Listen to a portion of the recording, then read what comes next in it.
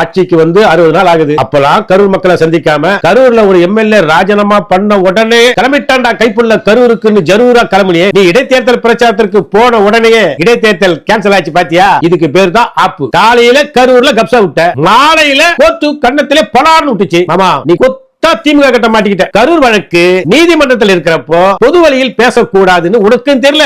கூடவே சுத்துவாரு செவ்வாழ இந்த 7 அடி எருமை, அவனுக்கும் தெரியல. ரெண்டாவது 32 பேருக்கு அரசு வேலை கொடுத்து லஞ்சம் கொடுத்து 32 விட்னஸ் நீங்க வேலைக்கு வாங்கிட்டீங்க. இப்போ திமுக கோர்ட்டுக்கு போயிடுச்சு. மாமா ஒன்னு தெரிஞ்சுக்கோ, திமுக சீக்கிரமா கோர்ட்டுக்கு போகாது. அப்படி போச்சுன்னா சிட்டிங் முதலமைச்சரா இருந்தாலும் ஊதுபத்திய உருட்ட வைக்காம விடாது. 5 நிமிஷம் குளத்தூர்ல பேசி கொத்து பரோட்டா போட்டு 10 நிமிஷம் கரூர்ல பேசி 41 பேரை கசாப் கடையில கைமா போட்டு நூடுல்ஸ் போட்டு சால்னா ஊத்தினிய. அத பத்தி பேசணும் சொல்றாங்க. பேசணும் உடனே எழுந்து ஓடுறாங்க. எப்படி எழுந்து ஓடாம இருப்பாங்க? எதிர்க்கட்சி தலைவர் உங்ககிட்ட என்ன கேட்டாரு? பெண்கள் கற்பழிக்கப்படுறாங்க. குறிப்பா உங்க கட்சி நிர்வாகிகள் இருந்து உங்க கட்சி பெண்களுக்கு பாதுகாப்பு இல்ல, காரணம் இல்லாம கரண்ட் கட் ஆகுதுன்னு மக்கள் பிரச்சனை பத்தி பேசினா விடமாட்டேன், தொட விடமாட்டேன், தொட்டா விடமாட்டேன்னு சொல்லி சம்பந்தம் இல்லாம பேசின உடனே இது என்னடா பெரிய லூசா இருக்கு சொல்லி எழுந்து போயிட்டாரு. அவர் போன உடனே கேமரா பார்த்து உஷ்ன்றே காவாவத்துல கஞ்சாடி பாம்பார். அவன் தான் இந்த மாதிரி எல்லாம் பண்ணுவான். என் அக்கா, என் தங்கச்சி, என் அண்ணன், தம்பி செத்து போயிட்டாங்க, நானே வலியில் இருக்கிறேன். அப்ப கூட செத்து போனவங்களுடைய வலியை பத்தி பேசல. குழந்தைய பலி கொடுத்த தாய்க்கு எப்படி வலிக்கும், கொண்டாட்டிய பலி கொடுத்த புருஷனுக்கு எப்படி வலிக்கும் பேசாம செத்தவங்களா யாரு எனக்கு முத்தம் கொடுக்க வந்தாங்கன்னு சொல்றியே. இதுல இருந்து எப்பேற்பட்ட சேடிஸ்டா இருப்ப நீ. எதை பேசினாலும் அது பொய்ன்னு தெரிஞ்சாலும் அதை முட்டு கொடுக்கிற முட்டாள் கூட்டம் ஒண்ணு இருக்கு. நீ சொகம் கண்டுட்ட. இனிமேல் நீ திமிரா தெனாவட்டா பேசுவ. உன் கொண்டாட்டி உன்னை செருப்பாலச்சி துரத்திட்டா அதுக்குன்னு ஊர்ல ஒருத்தனும் நிம்மதியா இருக்க கூடாதா? ஜனங்களை சந்திக்க போல சவுடல் பண்ணியா. 41 பேர் செத்ததுக்கு நீ காரணம் இல்ல. போலீஸ் உள்ள போக கூடாதுன்னு சொல்லி மீறி போனதுக்கு நீ காரணம் இல்ல. அரசியலுக்கு வந்ததுக்கு